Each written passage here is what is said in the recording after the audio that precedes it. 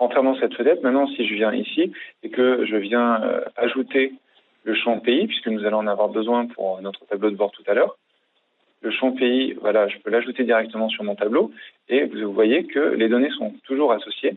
Quand je sélectionne la France, mes données se filtrent automatiquement.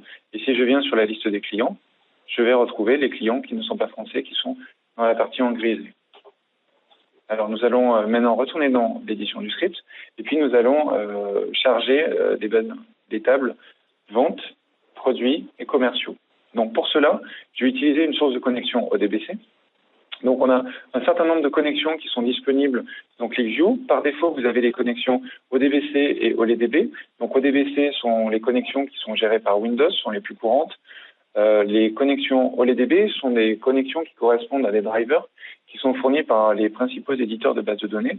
Donc, on va en retrouver pour SQL Server, pour Oracle, pour MySQL, pour Lotus Notes, voilà, pour la plupart des bases de données du marché. Et puis, vous pouvez également avoir des connecteurs ensuite qui vont vous permettre de vous connecter à SAP, à Salesforce, à Facebook. On a énormément de connecteurs. Il y a des partenaires. Il y a un partenaire qui s'appelle QVSource qui vous permet de vous connecter à un nombre assez impressionnant de sources de données. Donc, dans mon cas, il s'agit d'une source ODBC puisque j'ai défini dans Windows ma connexion vers mon serveur SQL Server puisque c'est un serveur qui est en local sur ma machine. Donc, je vais cliquer sur Connexion et ClickView me propose la liste des connexions ODBC qui sont disponibles dans mon système d'exploitation. Donc, je clique sur OK. Là, ClickView vérifie que la connexion fonctionne bien et il me crée une instruction ODBC Connect to ClickView Demo. À ce stade-là, toutes les instructions qui vont se trouver sous cette connexion vont faire référence à cette connexion. Donc, il me suffit maintenant d'aller sur le lien, le bouton « Sélectionner » et je vais pouvoir sélectionner les tables qui m'intéressent.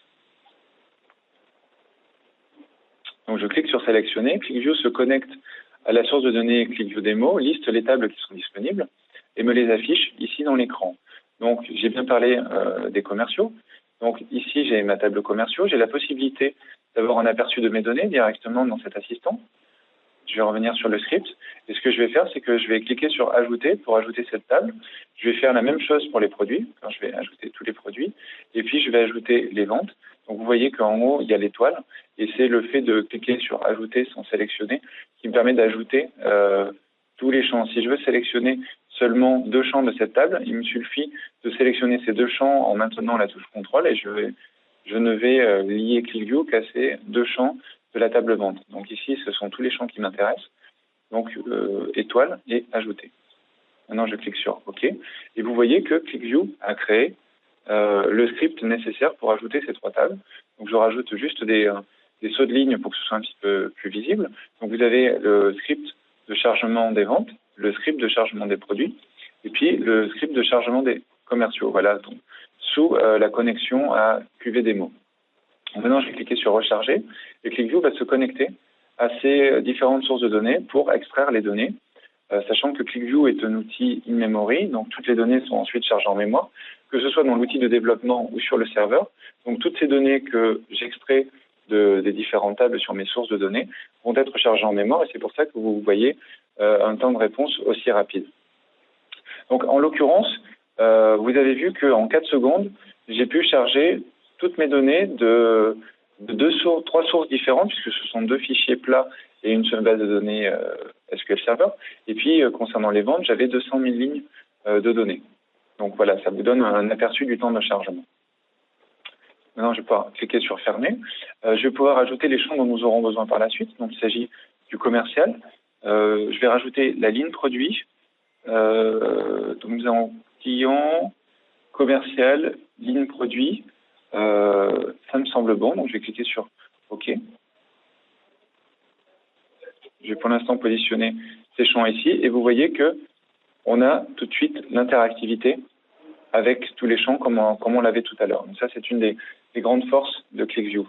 Ce que je vais faire, c'est que je vais passer sur la fenêtre, sur l'autre fenêtre et je vais revenir donc à l'objectif. Donc il s'agissait de positionner les clients, les produits, les régions, les commerciaux sur la gauche et puis d'avoir un histogramme avec les ventes par année, la répartition par région. Donc en l'occurrence, la répartition par pays. Nous allons commencer par cela. Donc revenons ici sur notre application. Donc je vais réduire la taille ici des clients, je vais bouger un petit peu tout ça. Je vais venir positionner ma liste de produits, également ma liste de commerciaux que je vais venir positionner là en dessous. Donc concernant ici mon tableau, donc ce qui va m'intéresser, ce n'est plus le nombre de clients par segmentation. Je vais venir dans les propriétés. Et puis, alors avant de ramener l'année, puisque l'année nous ne l'avons pas encore, je vais déjà venir changer l'expression et à la place du compte du nombre de clients, je vais venir y mettre une somme du chiffre d'affaires. Donc pour cela, la somme du montant. Donc je clique sur coller et ClickView, un peu comme Excel, somme de montant, me crée la formule correspondante que je vais appeler ici chiffre d'affaires. Je vais également venir ici ne pas afficher le titre dans le graphique. Et puisqu'il s'agit d'un chiffre d'affaires, je vais tout de suite venir modifier également le format par défaut pour lui dire d'utiliser un format de type monétaire plutôt qu'un format numérique classique. Donc maintenant, j'ai ce graphique qui me présente le chiffre d'affaires. Donc vous voyez sur la segmentation développée, j'ai 68 millions au total. Et si je sélectionne sur la France, toujours sur développé, j'ai 7 millions. Je vais pouvoir effacer ma sélection. Le problème qui va se poser pour afficher par année, c'est que je n'ai pas dans ma source de données l'année. Si je sélectionne ma date de facturation, puisque c'est le champ qui va m'intéresser pour afficher l'année, il s'agit d'un champ date.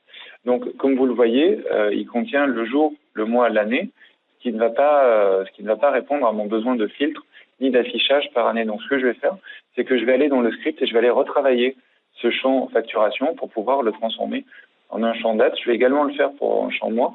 Et comme je souhaite afficher la saisonnalité dans le bas de mon tableau de bord, je vais également calculer un champ qui correspondra au mois et à l'année.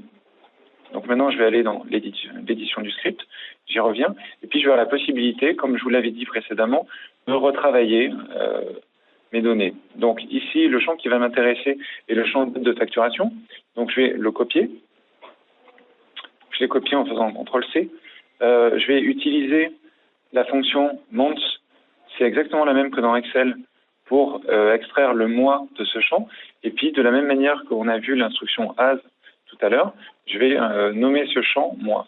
Je vais faire exactement la même chose avec l'année en utilisant year de date de facturation, et je vais l'appeler année. Et puis, comme j'ai besoin du champ mois-année, dans ce cas-là, ce que je vais faire, c'est que je vais utiliser l'instruction date. Je vais prendre le premier jour du mois de ma date de facturation, et puis je vais venir formater ce champ date avec un format qui m'indiquera le mois et l'année, et je vais appeler ce champ mois-année. Voilà. Donc je viens de rajouter mois-année et mois-année en tant que champ unique, et je vais pouvoir recharger mes données.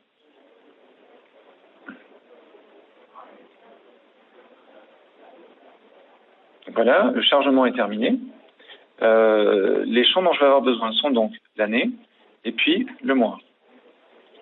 Voilà, je les ajoute et vous voyez, alors je vais décaler cette partie-là, je vais venir pour des questions de présentation utiliser un format sous forme de colonne unique en centrant les colonnes, voilà, ce qui va me permettre de positionner les mois en haut, ce qui me permettra de les sélectionner par la suite.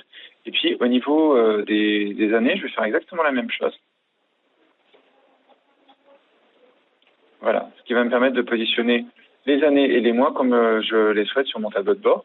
Donc maintenant, lorsque je sélectionne 2010, 2011, je vois automatiquement que les données se filtrent. Et en sélectionnant 2011, grâce à l'associativité, je vois également tout de suite que je n'ai des données que jusqu'au mois d'avril, puisque les mois de mai à décembre sont en grisé.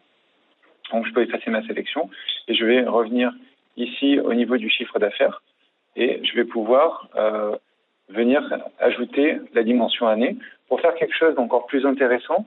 Ce que je vais faire pour vous montrer que ClickView n'a pas besoin d'avoir une hiérarchie comme c'est le cas en BI traditionnel, mais que vous avez néanmoins la possibilité de créer des liens entre des dimensions, voire même des passages rapides de dimension à d'autres dimensions, ce que je vais faire, c'est que je vais créer un groupe cyclique qui va nous permettre de passer de l'année à la segmentation au groupe produit. Donc pour ça, je vais aller dans éditer les groupes. Je vais créer un nouveau groupe que je vais simplement appeler cyclique, puisque ça va être un groupe cyclique. Donc je vais sélectionner groupe cyclique, et puis je vais aller sélectionner les champs qui vont m'intéresser. Donc dans ce cas-là, il s'agit de la segmentation, puisque la segmentation peut néanmoins toujours m'intéresser. Dans la source de données vente, il y avait l'année. Et puis dans la source de données produit, j'aimerais également avoir une représentation par groupe produit. Donc je vais créer ce groupe-là. Et maintenant, à la place de la segmentation, c'est ce groupe cyclique que je vais venir utiliser. Pour une meilleure lisibilité, donc je suis dans cette fenêtre de propriété, je vais modifier l'axe de manière à ce que mon axe s'écrive de manière oblique, ce qui me permettra d'avoir une meilleure visibilité.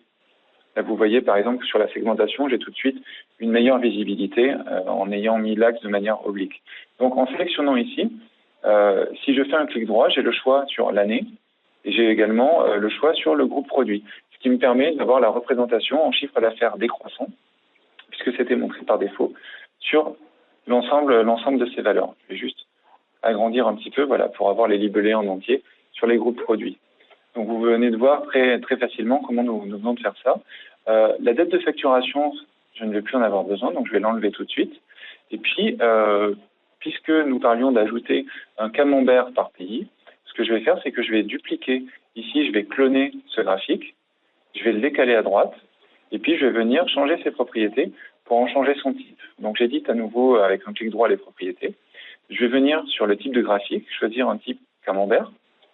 Au niveau des dimensions, non plus le groupe cyclique, mais je vais choisir le pays. Voilà, c'est le pays qui va m'intéresser. Et j'ai la possibilité de choisir différents styles. Personnellement, plutôt qu'un style un peu 3D glossy, je préfère un style un peu plat. Donc je vais choisir ce style-là. Et j'obtiens tout de suite la représentation de mes pays sous forme de camembert sans avoir à refaire entièrement mon graphique, puisque je l'ai dupliqué et j'ai juste adapté en fonction des données qui m'intéressent. Un autre champ qui va nous intéresser, c'est un autre objet, pardon, c'est l'objet de sélection active. Donc, il suffit simplement de l'ajouter en ajoutant un nouvel objet. Et cet objet-là, alors je vais juste, voilà, redimensionner un petit peu la fenêtre. L'avantage de cet objet-là, c'est que dès que je vais faire une sélection, toutes mes sélections vont se trouver inscrites dans cet objet de sélection active. Donc, si je viens sélectionner pour 2010 les pays nordiques et Donna Brown, je vois ici toutes mes sélections. Et si à un moment j'ai envie d'enlever l'une de ces sélections, c'est la possibilité par exemple d'enlever ici le pays, ou si je veux changer le commercial, je peux également sélectionner sur la petite flèche et venir sélectionner un tout autre commercial directement dans la liste.